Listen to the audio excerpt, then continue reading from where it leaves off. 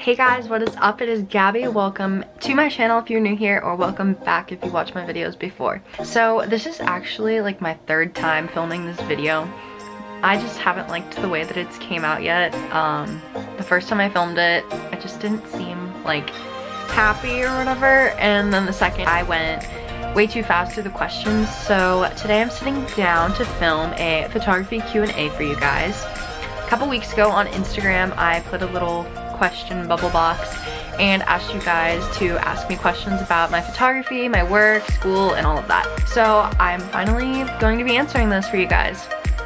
There's a lot of repetitive questions, so I'm just going to be breaking them down if there are like multiples of a couple.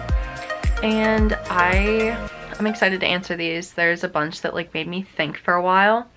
So yeah, if you can't tell, I'm in a different setting because I am still home I'm still home for winter break essentially from school. I just finished my first semester of my sophomore year at Ringling. It was amazing. I learned so much. So I had studio lighting, which I was so nervous for, to be completely honest. I was scared because I've never done it before, and for me, sometimes it's really hard for me to get out of like my comfort zone that I'm in. And I just really had to open up my like ideas and thoughts and stuff like that and be more independently creative, if that makes sense. Because in the studio, you have to curate slash like operate as yourself with your ideas and make your entire setup. So I really enjoyed diving deeper into all of that, and I loved working as a team. Because normally, like when I do photo shoots, it's just me and the model or whoever I'm shooting with. But with studio lighting, you need like other people to help you with the lighting and setting up everything. So that was really fun to learn how to work as like a big team, and it was a good bonding experience for me and my classmates that I was in like the same group with. I loved helping them like on their sets and everything. I just think it was an overall great experience, and I think I grew a lot as a photographer and an artist. So that was pretty awesome. I had another photography class, which was art and science of color, which I really enjoyed. Loved my teacher. I won't have her again till next year, which I'm kind of upset. I'm very upset about actually, because I loved every second of her teaching, critiques and all of that. And I love focusing on color in my work, so it was a very good feeling to have a class all about color. So to get started, I just want to let you guys know that I had another great semester. As always, hopefully it continues. And now I'm going to be answering your guys' questions.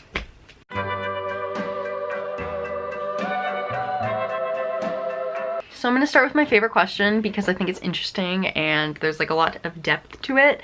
Somebody asked me, if you weren't doing photography, what would you be doing? So I had to think a lot about this because I didn't decide on going to school for photography until the end of my junior year in high school, because I didn't really realize that it could become a career for me and actually like become my whole life. I was always scared to like go into the art field because I was worried. My passion and drive overdrove my like nerves and fears of not being able to find a job in the art community, I guess, because the past 2 years my business has grown incredibly with seniors and all of that kind of stuff, and I love doing it, so it's just another reassuring feeling.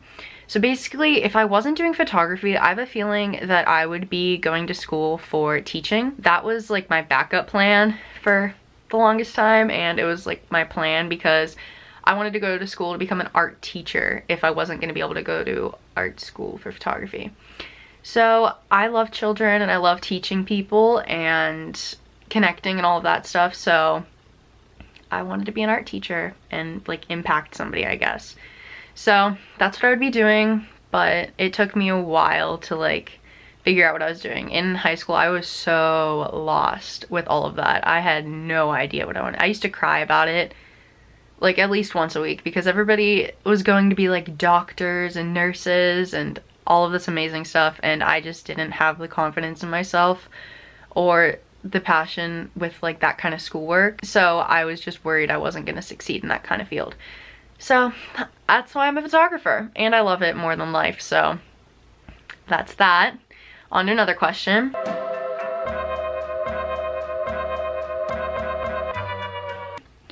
Do you use Lightroom or Photoshop? Fun fact, I use both.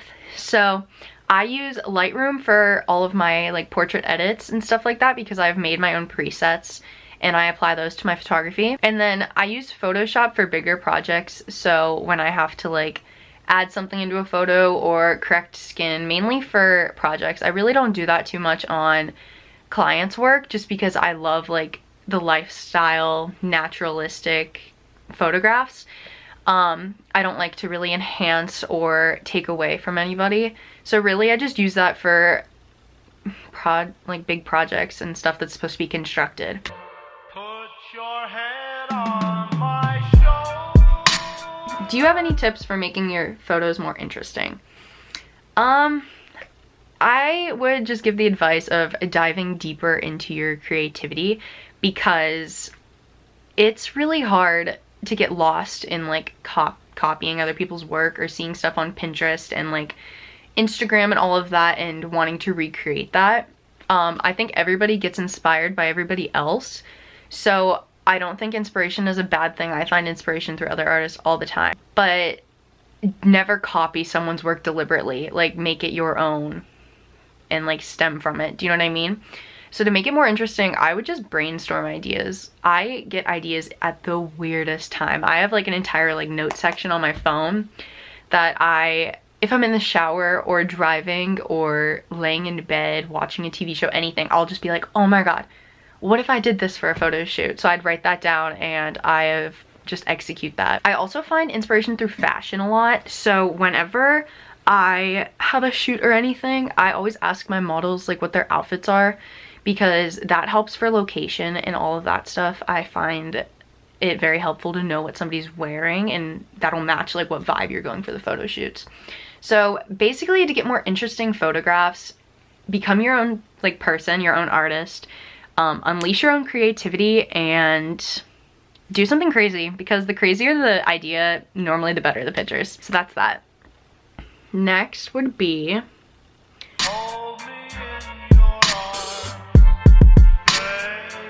I like this one a lot. My best friend Sarah actually asked me this.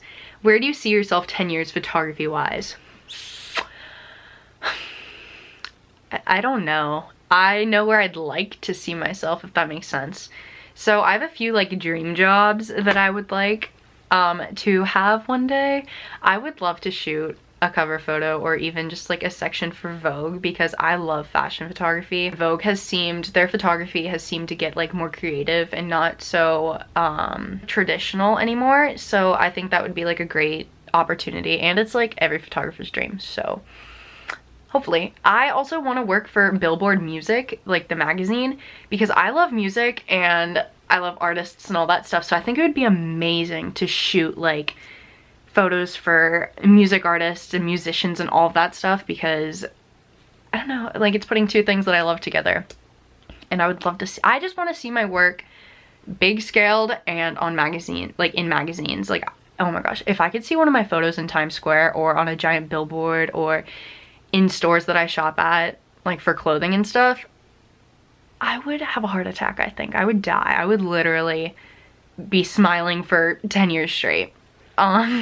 So that's where I want to see myself. I want to see myself working for big companies and really opening up my opportunities and mindset towards photography.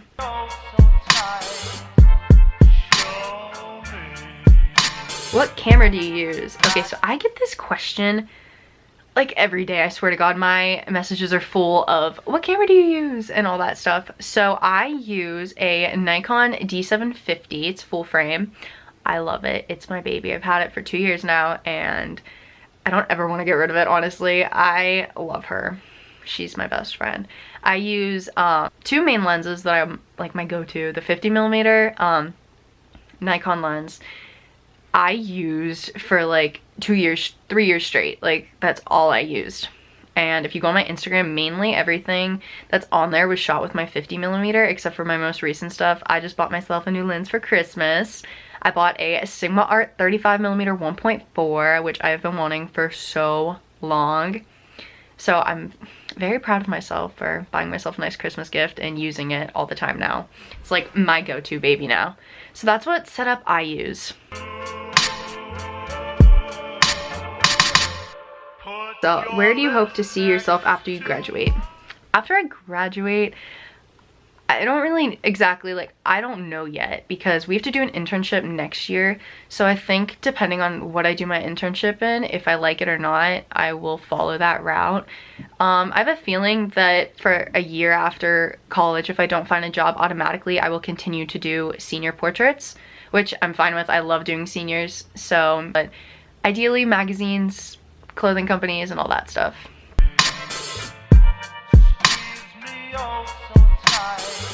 What's your favorite iPhone editor or filter? So, fun fact, I don't use any apps on my phone for my professional photography. The only like time I use iPhone like apps and filters is for personal photos, like selfies, pictures with my friends, or like, I don't even know, stuff like that. I use Visco sometimes. I also use this app called DeLonga, and it's like the film like app thingy, and also R&I Films, which is a really good one. So I just use those for personal things. Nothing that's taken on my camera is processed through those apps, but I love those apps. I will post a screenshot like right here of all the apps that I use on my iPhone.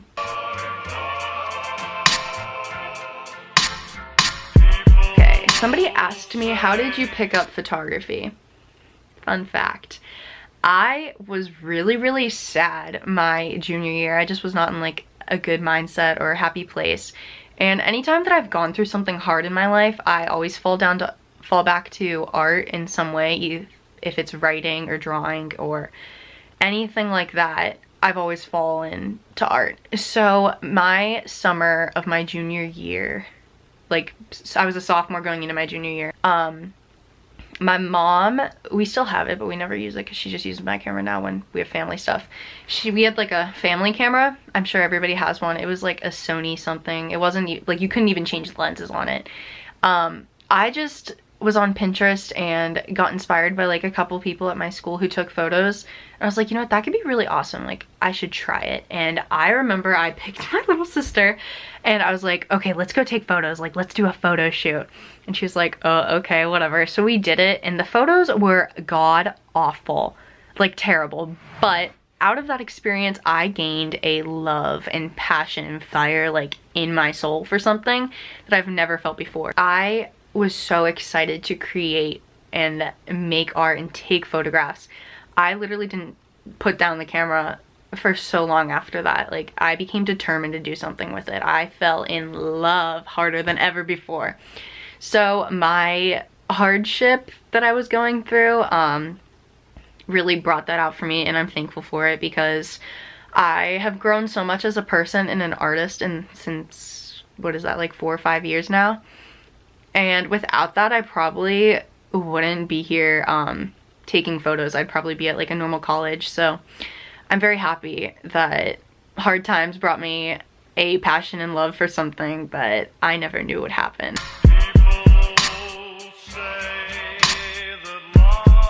Typically buy presets, or did you make all the filters yourself? Do you suggest buying presets? So this is kind of like a touchy situation. I have never purchased a preset for my professional photography in my life. I have made all of my own presets in the past couple of years. It has taken me a very long time to perfect them, even though they're not all perfect, because with presets you do have to edit them and change things about them every time. Like, it's not just gonna go on your photos perfectly, which is another reason why I'm not ready to sell mine. I get that question a lot if I'm gonna sell my presets, but I'm afraid that people who don't know how to properly use Lightroom and Photoshop and all of that, I'm just afraid that it's not gonna work for everybody's photos, because my presets are mainly for natural lighting situations. So I don't know. I mean, you can buy presets if you want, if that's easier for you and you have a certain style you're trying to obtain, then go for it and support those photographers that sell them. Honestly, it's a good way to learn, and it can show you like what style you're looking for. So you can, but my personal opinion is to learn how to make your own style in your edits of photography, because it's a much more rewarding effect knowing that you have edited like all of your photos from your own skill set. And I don't know, each preset's different. I love presets on the iPhone. Like, I have a couple apps, but I have never purchased any for my professional photography.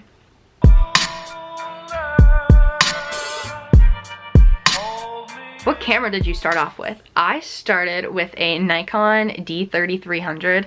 I had it for like 2 years.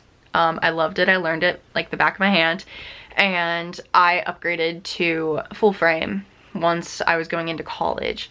So that was a perfect like starter camera.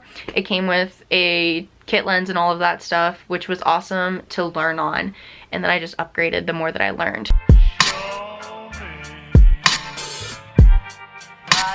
Tips for beginners. So you beginners out there watching this, watch a lot of YouTube tutorials on your camera, on editing and all of that stuff, and really just educate yourself to the best of your ability, because when you're educated on a subject that you love, it's such a difference because you like want to learn about it and you want to better yourself.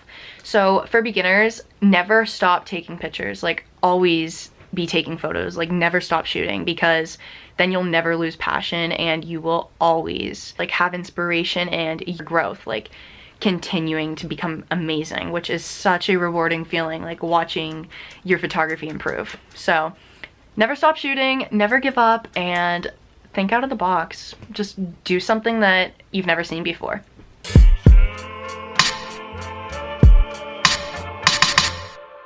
The last question that I saved for last is, who's your biggest supporter? I saved that for last because it's kind of like sentimental to me. My parents really are my main support system, because they have supported me and pushed me to do my best from the moment I started photography. They saw a spark in me that they've never seen before, and it just makes me proud to like be making them proud, because I was always so worried in high school that I wasn't gonna succeed. So my parents have never ever like lost hope in my photography or have doubted me for a second. So my parents, I owe everything to them, because they're amazing, and without them, I don't know what I would be doing, really. I don't know. Also, my friends are so supportive. My family members are supportive. Not to be weird, but like my Instagram followers are supportive. It makes me really happy to see like people messaging me, telling me that I inspire them. That like, I cry sometimes, honestly, because it's just such an empowering feeling to be doing good at something I love and feeling like gratification towards that, and knowing that I inspire other people. So basically, if you support me, you're my main supporters, because without anybody if nobody was supporting me, I don't think I'd be doing this, because I'd be terrified. I would be so scared. So Mom, Dad, I love you with my whole heart. Thank you for never giving up on me. Brandon, my boyfriend, thank you for letting me take pictures of you. Friends, thank you for supporting me and loving my work and all of that stuff. Models, thank you for working with me. And anybody really who's ever supported me, thank you, because I love you so much. I hope that this video answered a few questions that you've been wanting to know about me and my photography. I'm excited for 2019 and for all the videos I'm going to make, the photography I'm going to make, and what's in store. I have a feeling this is going to be a really good year. 2018 was pretty awesome for me too. There's a few ups and downs, but overall it was a great year, especially for my work. So 2019, I have very high hopes, and I can't wait to see where it takes me. I hope you guys are having an amazing start to your year, and if you guys have any more questions, I will answer in the comments, my Instagram DMs, anything like that. They're always open, and I will mainly always answer. So thank you guys so much for watching this video. Make sure to subscribe if you want to see more of my work and my videos that are becoming this year.